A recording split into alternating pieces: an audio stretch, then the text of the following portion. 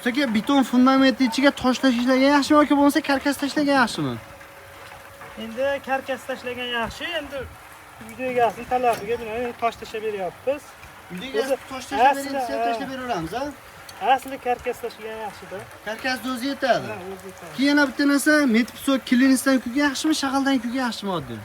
Klinisi yaxshi. Klinis yaxshi, baquvvatligi klinisga yaxshi bo'ladimi? Klinisi yaxshi. Klinisga yaxshi bo'ladi. Akalar, hozirgi kunda Rishtonlik ustakalarimiz Farg'ona viloyati Bog'dod tumaniga chiroyli qilib fundament xizmatlarini qilib berishyapti.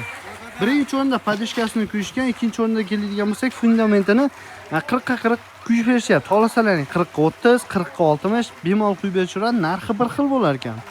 Xo'sh, 1 metrga keladigan bo'lsak, 1 metrini narxini 55 ming so'mdan quyib berishyapti ekan, Bog'dod bo'yida Rishton bo'ylab. Biznikidan chiqiluvchi albatta skidkalarni qilib berishadi. Karkasga keladigan bo'lsak, karkasini 1 metrini 10 ming so'mdan to'qib berishar ekan. Xohlasangiz o'zingiz to'qib bersangiz ham bo'laveradi. Bu ustakalarimiz Apolovka, betonameshalka aravalar bilan kelishadi, shuni quyib berishadi, ketishadi. Oziq-ovqatini yeb ichtisini qilib bersalaring bo'ldi. Kimga mana shunday fundament xizmatlari kerak bo'ladigan bo'lsa, ustakamiz telefon raqamlarini ekran pastiga yozib qo'yamiz. Bemalol voqea chiqarsa, bo'lsa bizga kanalga chiqarish uchun chiroyli narxda quyib berishadi.